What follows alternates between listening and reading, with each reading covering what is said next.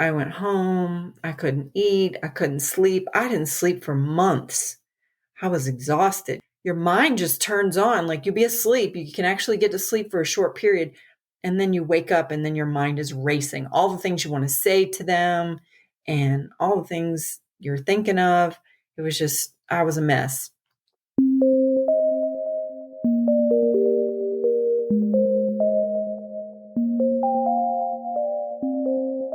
Hello, you are listening to NPE Stories. This is a podcast where NPEs can share their story. I am your host, Lily, and I found out I was an NPE through an ancestry DNA test that changed my life forever. NPE is a term that stands for Not Parent Expected or Non-Paternal Event. This means that one or more of our parents are not who we believe them to be. NPE Stories is a podcast where NPEs can share their story of what their original family was like, how they found out they were an NPE, and what their journey has been like since the day they found out. This is episode 92, and I am speaking with Pearis. Hi, Pearis. Hey, Lily. Okay, you found out March 2020. Yes. And we're going to hear your story today. You're welcome to start wherever you want. Okay. Would you like to start at the beginning and tell us a little bit about your family? I will. I'll start with a little bit about my mom and my birth certificate father. So my mom, it's kind of pertinent to her story, is both her parents were alcoholics. Her father was very abusive, and her mom tried to commit suicide when mom was a teenager. I think all that affected her quite a lot. The family was pretty status conscious. They were like into the country club and made her do the debutante ball thing, which she hated every minute of. So she was a little bit rebellious. And then my birth certificate father, his name was Tom, and both his parents died from tuberculosis when he was 5 years old. So he went to live for a little while with his family in Baltimore. But the story goes they weren't taking very good care of him. So his aunt and uncle, his father's sister, adopted him when he was a little boy. So they loved him. They could never have children, so he was everything to them. So as far as how I got here, my mother got pregnant when she was 19, and she was in college. When she found out she was pregnant, she had to get married. My Tom was in the Army Reserves and playing minor league baseball. He was a professional baseball player when they got married. Of course, the marriage didn't last. When I was about 2, we moved out, and they divorced when I was 3. Mom and I didn't have very much money. She didn't get a lot of help from. She didn't get any child support from him. And her story was because he didn't make much money that she didn't want to ask him for child support. She wanted to make it on her own. She was working as a secretary for the government, making not very much money, but she kept moving up. And every year or so, we would move into a nicer apartment as she made more money. I would only see Tom on holidays, and I always call him the holiday dad. I would see him on the holidays. He would come for like my birthday or Christmas. We would see him. Mostly it was at our house, or his parents' house, my grandparents. I never saw where he lived. He would pick me up and we would like go straight to my grandparents' house. And I remember wishing that he would love me and wishing that he would spend more time with me and want to do things with me. But that was never the case.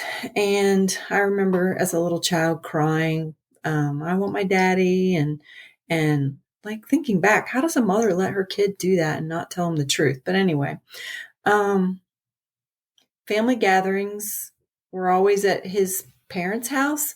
His mother was one of 9 children, so there was lots of family around. And my mom would take me and leave me there. And he never really paid attention to me. And I thought it was weird that all the other kids' dads did stuff with them and paid attention. But I just never felt like I fit in. Um, Except for my grandparents. They loved me and spoiled me rotten, and they were awesome. Um, they used to like come to my preschool when I would have events, and they were just great. Even when I got older, when I could drive, I would drive myself over to my grandparents' house and see if they needed anything done, or work in the garden with my grandma. And they were very special to me. Um, when I was about 9, we had to move to Texas for my mom's job. And when we were there, she got really sick with something called polymyositis, which is like attacks your muscles. Um, Made her very weak, and she would fall. And I remember having to help her out of the bathtub because she couldn't get out. And she said that she thought that she was going to die. She didn't know if she was going to make it. So she decided I needed to be much more independent. So I ended up taking on a lot of responsibilities, and I was a latchkey kid, and things changed at that point. And also, while we were there, she got married again to my stepfather, who was a man 20 years older than her. Um, Within the next year, we moved back to Virginia because my grandmother was dying, and my mom needed to get more health care, and she ended up getting in a clinical trial at National Institutes of Health, and they figured things out and got her stabilized. After that, we settled in a little town in Maryland, a small town. Things were fairly normal for a while. We ended up getting horses and just normal small town things. I didn't really like my stepdad at that point. I can't remember why, really. Just I remember thinking, "You're not my dad, and you can't tell me what to do," and all that. And now I don't know if he ever knew or not. So I wonder back, um, and I think about how he was, and I was like, he was probably the best dad I ever had until he started drinking too much. Um, I kind of wish I had had a chance to tell him that, but he passed away. High school there was a lot of self-esteem issues. I ended up drinking and partying, and luckily I didn't screw up my grades. But I moved out of the house as soon as I graduated, and I would go stay with friends or wherever I could just to not be around my drunk stepdad and all the fighting between him and my mom. Um, Tom, my birth certificate dad, had remarried, and he and his wife were expecting my half sister. And having wanted a sibling my whole life, I was so excited that they were having a baby. And I begged him to let me live there. They lived about 15 minutes from where I was going to college, and my dorm wasn't ready yet. And I was like, please let me live there until my dorm's ready. And surprisingly, he let me live there. So I was living there when my sister came home, when they brought my sister home from the hospital. And I just loved her, and I would take care of her. And as she grew in her toddler years and stuff, I used to take her places with me. And there's a 17-year difference. So people used to always think she was mine. And we had a great time together. So I really enjoyed that. But I did wonder, my first name is actually Catherine. Pearis is my middle name. And so they named me one name from each grandmother, Catherine from his mother and Pearis from my mother's mother. And so when they brought my sister home and named her Kathleen, I was like, that's pretty weird to name one daughter Kathleen and one daughter Catherine. Yes.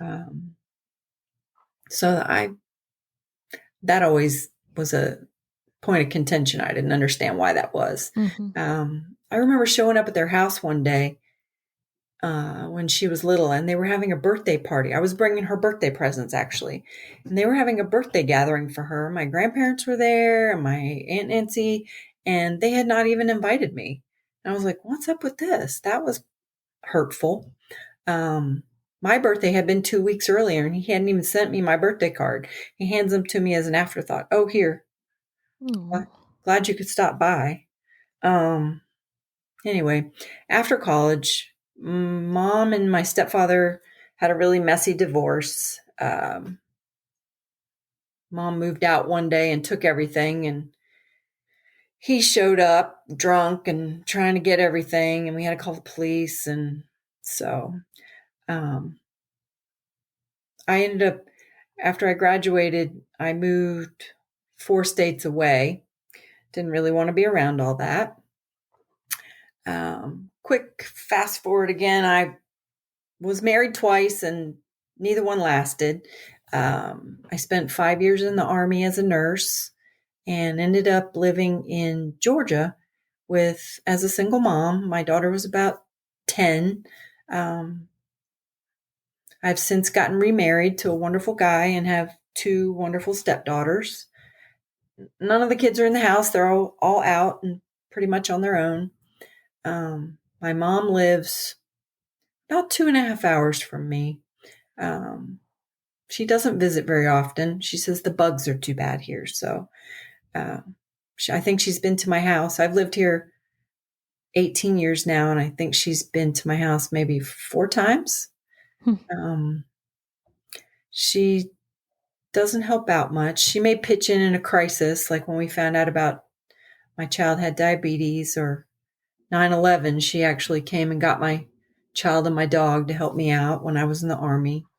Um, when my child was born, she came for the birth. She was there when the baby was born. But the next day, she's like, I'm leaving. You need to be able to take care of this baby on your own.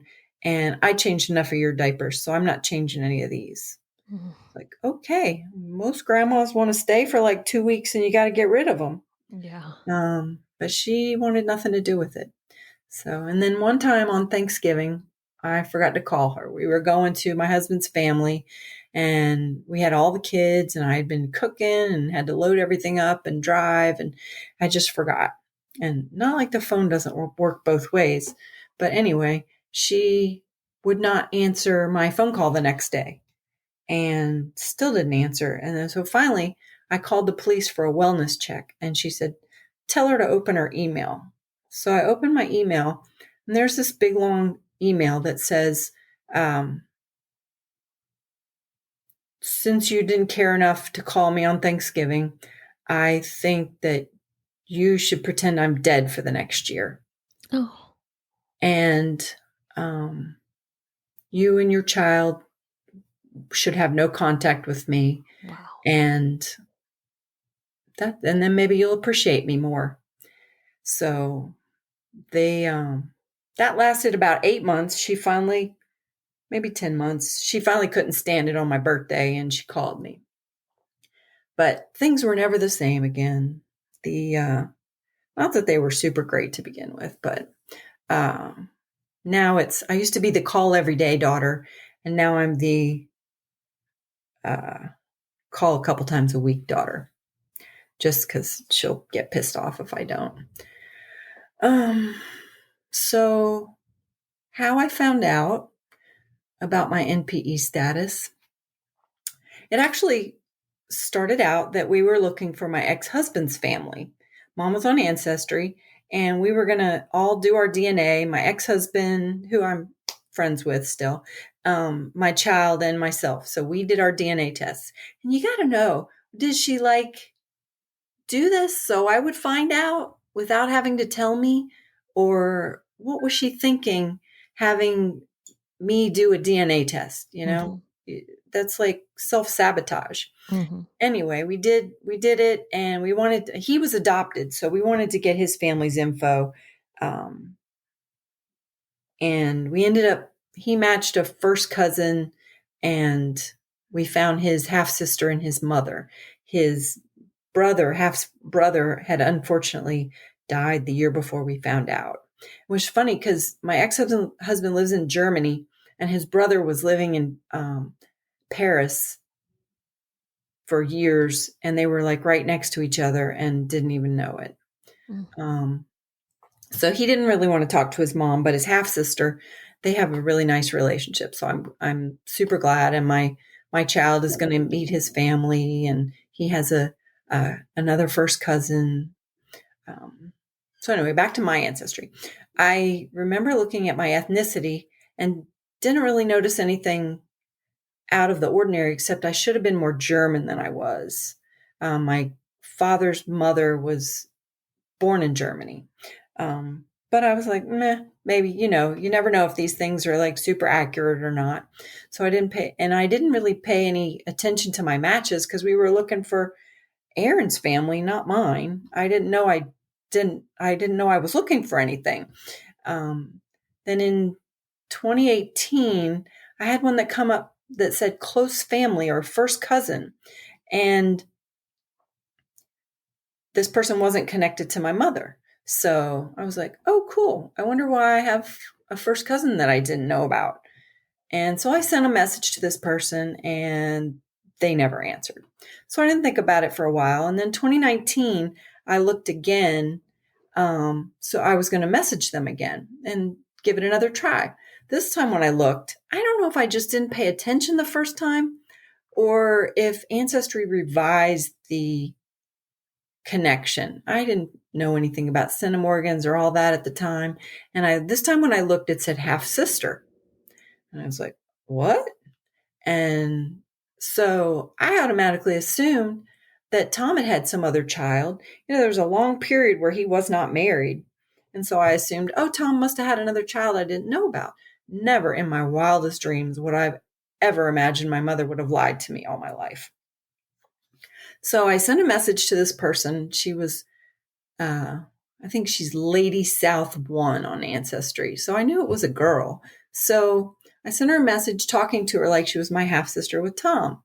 I said, I wasn't really close with him, and we have another half sister, and we'd love to get to know you. And I called my half sister Katie and told her about this, and she's asking her mom, and her mom didn't know anything about it, and she was excited to have another half sister too. So, no response. So January 2020, I reached out again to her and no response. Of course, all this time I'm scouring social media, trying to find a way to find who she is by her ancestry handle and still couldn't figure it out.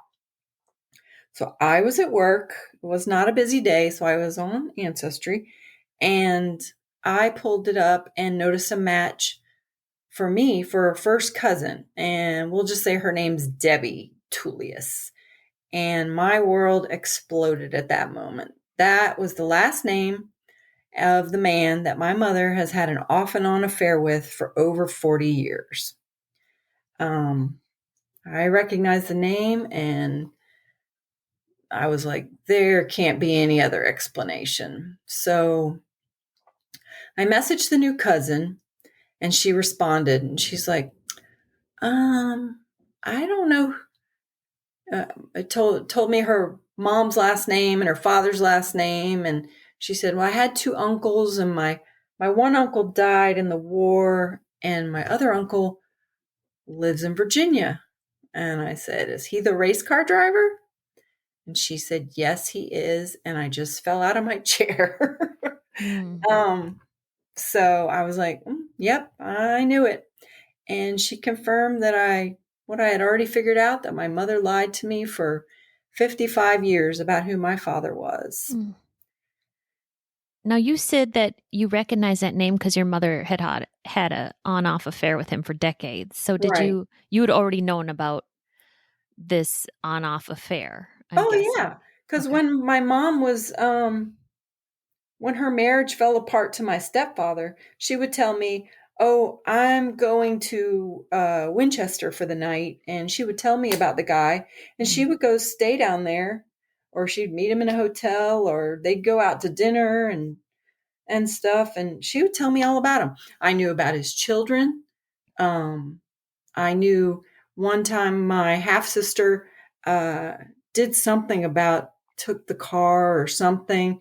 And he got so mad at her when she was a teenager, he threw her out and said he was never going to speak to her again and was like not even allowed to bring her up. And my half brother and how my birth father his initials are RCT, and then my half brother's RCT, and I have 4 nephews that are all RCT now. She would tell me all about this stuff, and he would call my house and ask for my mom, and I would get her the phone. We didn't have cell phones back then. Mm. And so I talked to him on the phone, and he would never agree to meet me anywhere. And I'm like, why does he not want to meet me? I said, he's kind of a jerk. And he was always dating more than one person at the same time, because she would tell me about that. He had been on the periphery of my life all these years. Mm-hmm.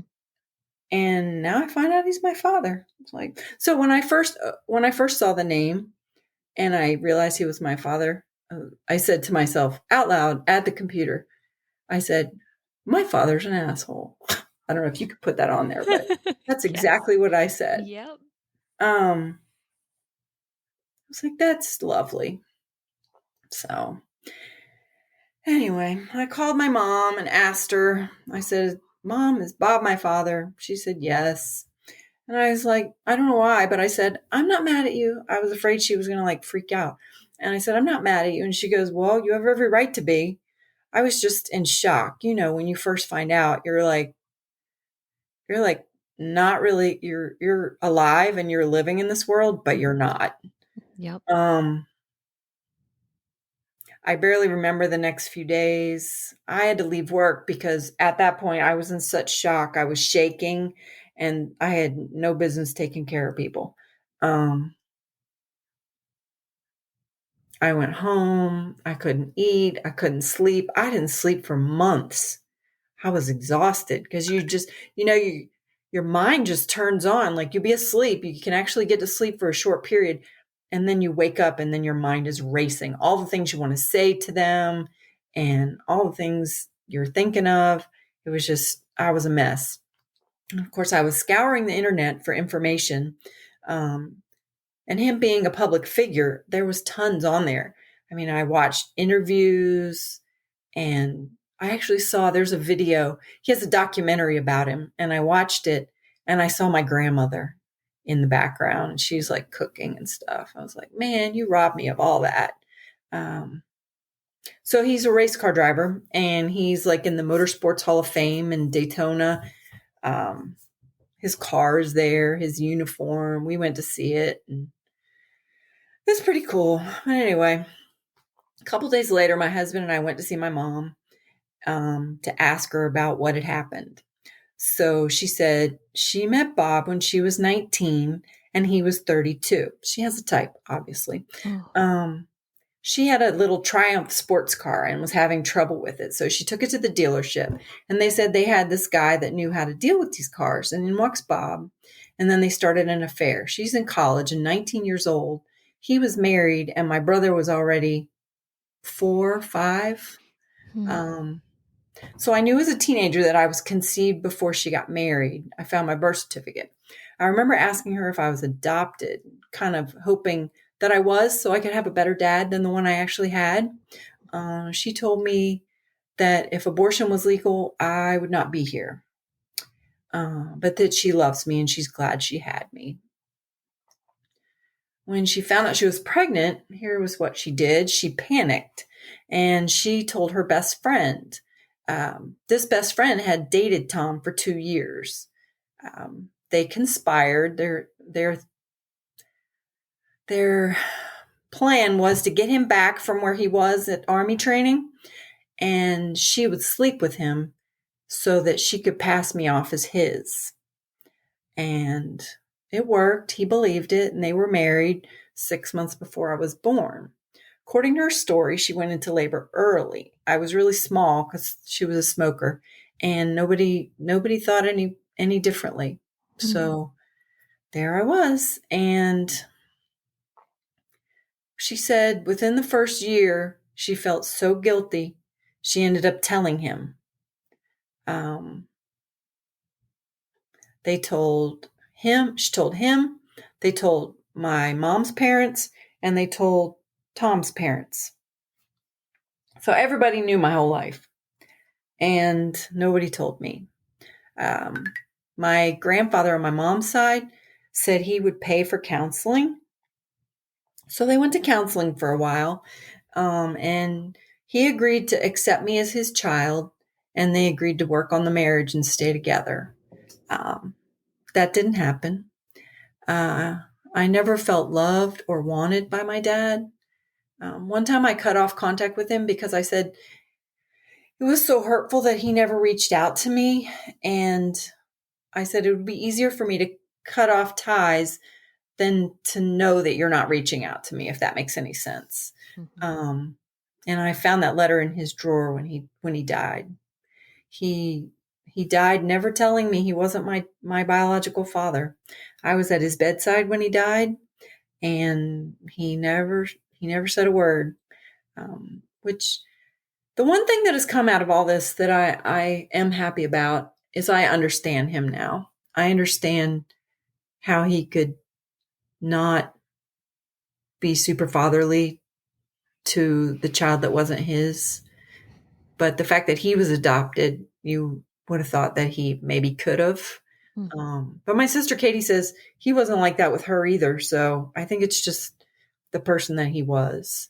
But I respect him more knowing he stayed in my life when he didn't have to.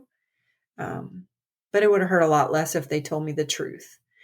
And even my stepmom knew. We found out recently because she said something to him one time about, why don't you pay child support? And he said, because she's not mine. Like, Wow. oh, somebody could have told me that. Mom, about her. Oh, she learned to fly. He's a big time pilot. He has a bunch of planes and flies and stuff. So one time mom decided she's going to learn to fly, and she bought a plane so she could go to the air shows where he would be, and she would fly to see him and he would fly to see her, and she went with him to the islands. And I think the last time she saw him I was maybe 20 years ago.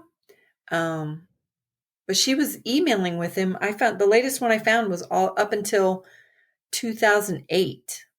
So I asked, did he know about me?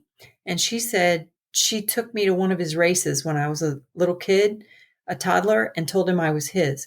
She said his response was, um, oh, well, I think I have another son out there somewhere too.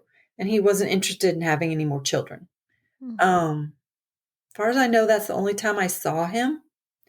I remember going to a race, but not ever meeting him. He never helped with any support, as far as I know. I never got to meet my siblings, my cousins, or my grandparents. I do really wish that I had had a chance to meet my grandparents. Um, and the one thing about my mom that hurts probably the most is how she could continue to see him when he refused to acknowledge me. Yeah. That is the most painful thing. Yeah. So we were talking about earlier, all this happened at the time of the lockdown, right when it happened. And of course, you couldn't go see a counselor. I looked up on my insurance. They were just starting to ramp up the, uh, what do you call it? The video Yeah. Telehealth, Zoom. telehealth. Yeah. Yeah. They were just ramping that up. I knew I needed to see somebody because I was like a basket case. Um, and so I tried to figure out a counselor that would work for me. And of course, they assigned me someone different. And it was this poor young lady who had no idea about any of all this stuff. Mm-hmm. She was super nice, but she didn't know how to help me. Mm. The only thing she helped me with was to see that my mother was damaged. And it allowed me to maybe be a little more compassionate towards her with all of this. So I started Googling everything related to NPEs once I figured out the term for what I was. And then, of course, I found the Facebook support groups, which were a lifesaver. And I would be constantly scrolling through and responding. And I just felt like I found my people. Um, once I found out, I reached back out to my new half sister on Ancestry again, and not having that was before I found the Facebook groups, so I didn't know you shouldn't reach out immediately to your siblings once you find this out. Give it some time to settle, uh, and make better decisions. But I'm kind of a fly by the seat of my pants kind of, and reached right out to her and my brother. I sent her a message on Ancestry, and I sent him a Facebook message. I'm like, hey, it was like a dating site. Hey, my name's Pearis, and I like to travel, and blah blah blah blah blah. And would you like to meet up sometime? um, I didn't hear anything from them for a while. Finally, on April 2nd, of course, at work again, I received an email from my brother and an Ancestry message from my sister that said basically the same thing. My brother's an attorney, and it sounded very legalese. They were kind, but they said, we understand you're having, this is hard for you. It's hard for us as well. But due to reasons personal to us, my sister and I, and she said my brother and I, just prefer not to have contact at this time. And there are no hereditary conditions that we know of that you should be aware of. I hadn't cried yet. I cried then, having them shut me down like that, both of them. I was like, how can you people be like that? We're siblings, we're blood. I mean, I didn't understand. So I just dealt with that. And so back to my mom. She has stage 4 breast cancer, and she's on hospice right now. My child lives with her. I was showing him my pictures of his new family on Facebook, my nephews. Because of course I'm looking for everything about my new family at this point. And my mom found out, and she went off on me saying that the Tullius family was not my family, and they never were. The Deharts are my family and always have been. She basically shut down any more inquiries into my father and their relationship. And so now our relationship is completely superficial. And it's like the weather, what'd you do this weekend? And I can't tell her anything about my NPE stuff, which has become a big part of my life now. And I can't talk to her about any of it. So I'm so sorry. Thank you. So one of the pictures I found on Ancestry is one of my first cousins. Turns out we look very much alike, almost twins. People can't hardly tell the two pictures apart. It was the first time in my life that I ever looked like anyone that I knew. And I'm sure I've heard this before on your podcast, and it's just amazing to see yourself when you never did before. Looking in the mirror will never be the same. Now I have my dad's nose, and I see my eye color is his. Why I never thought about that before, I guess I just didn't see Tom enough to really think about it to compare. But my birth father and I have the same face shape. We have the same smile. The cousin that I matched on Ancestry, Debbie, she's been wonderful. As soon as she found out, she started emailing me and texting me family pictures. And I told her that made me feel like a part of the family. And she said that as far as she was concerned, I was family. And that felt so healing after everything that I had been going through. We ended up getting to go see her, and we met her. We had lunch with her and her wife. It was wonderful. She talked about my grandmother, things they like to cook. She used to spend summers with my grandmother all the time at Bob's house when she was taking care of the kids. And we got to see them again a couple months ago when they came through town on their way to Florida. So about my bio dad, it took me a while to be ready to contact him because I already knew what kind of person he was and knew what kind of responses I was going to get.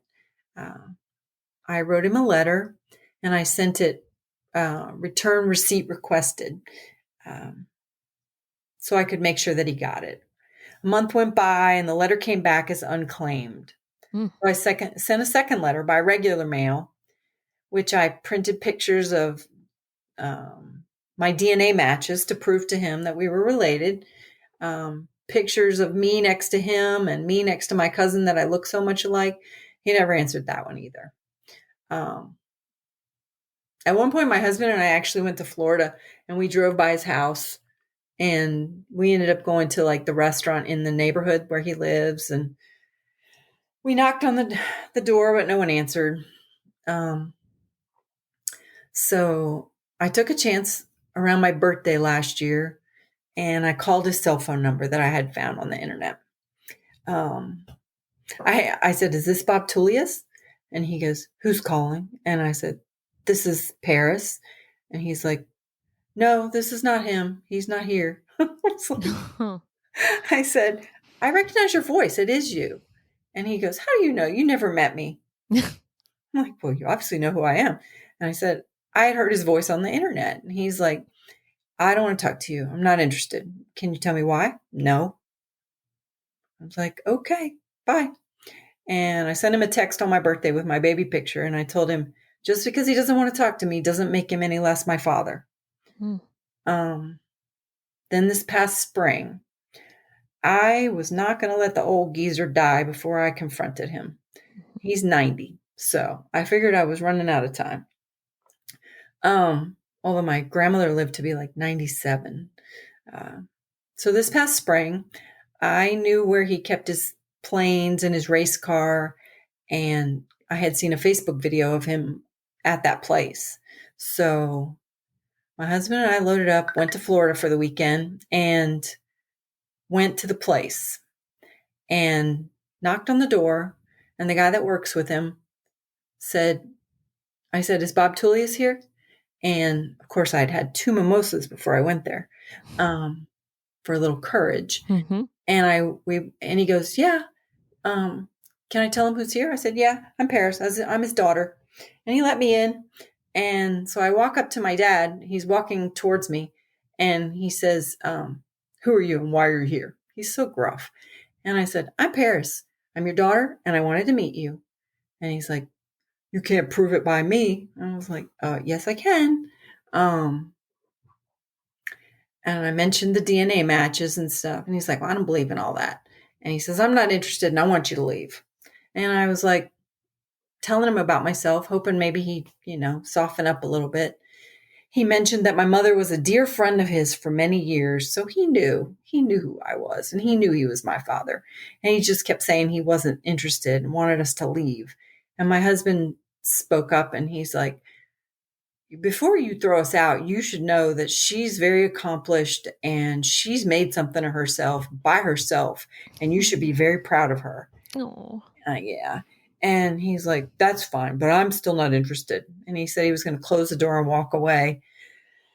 And so I was ready to leave. I was like, "Well, I don't know if you can put this either in there, but I said, you may not have been interested now, but you sure were interested when you were screwing my mother back in the day." And that was my parting words to him. And as soon as I walked out, I was like, I was so happy, only because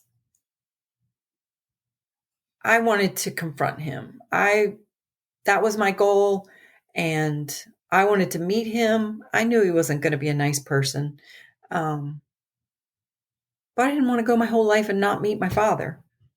My other goal that I have is to change my birth certificate to have the correct father, which is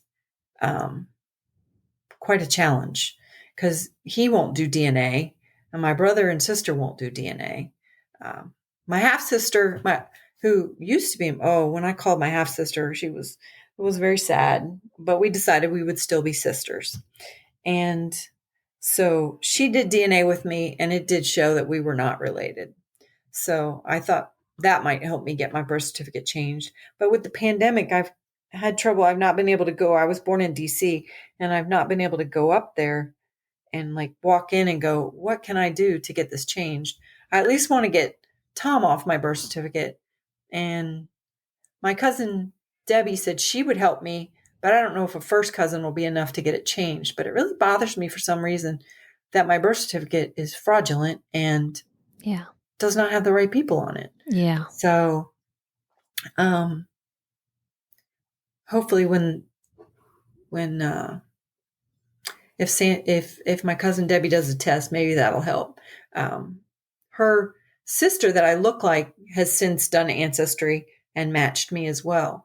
And there's one more sister, and I'm hoping when the pandemic winds down a little more that I'll get to meet the other cousins.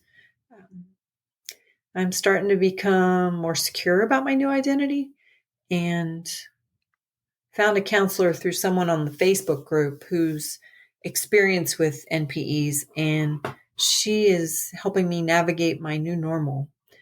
I'm also working with Right to Know, and once my mom passes, I hope to get a lot more involved and do a lot more advocacy. I've been a mentor to another NPE recently, helping someone else navigate these uncharted waters helps me heal. So does listening to your podcasts. They help a lot, and it's so amazing when you hear. You just nod your head a lot. Oh yeah, I feel that. I heard that. That totally is me. Mm-hmm. And really, I think that's what we all need to heal after being so hurt by the people that never should have hurt us. So I think that's pretty much my story. Pearis, now I feel like going and confronting my birth father one day after hearing you show up at that place where his cars and planes were. One of my friends on the NPE groups calls me Pearis the Brave. She makes me crack up. I love it. That's a great name for you. I would almost call the episode that. I noticed on Facebook you use your birth father's name. I do. I have not officially changed my name, but on Facebook I do, because that is my identity. That is who I should have been all along. Yes. And I'm claiming it. Yes. Yes. I have thought about changing it officially, but I'm like, at my age, I'm 57. I just turned 57. I'm like, you know how many things I would have to go change? So I'm still thinking about it, but. Good for you. Now, I have a feeling someone out there is going to want you as their mentor. Is that a possibility? Not to put you on the spot. Oh, sure. But sure, I want to help. I don't work full time anymore, so once I don't have all that on my plate, I really want to get a lot more involved with Right to Know and the advocacy and help Cara and Alicia and all the people, all our people. That's Pearis. That's what it is, right? It's one, knowing we're not alone, and two, service work. Yes, I've been a nurse for 27 years now, and it just feels right to continue on with something like this. If people want to get in touch with you, how could they do that? They can reach me through my email. It's PEARISRN, like registered nurse, @gmail.com. Okay. Make sure you note that, listeners, Pearis, the spelling of that. And I will put that it was PEAR. Correct. Okay. And I'll put that in the show notes as well. And I think that's all we have. So I really appreciate this. I was the one nodding along today. And thank you so much for sharing your story today. Well, thank you for having me. I appreciate all you're doing for us. These stories are here for us to identify with. If you are an NPE and would like to share your story, email npestories@gmail.com. You do not have to give any identifying information. If you are an NPE and would like to share your story, I'd like to hear from you. Subscribe to this podcast to hear more. Come heal with us.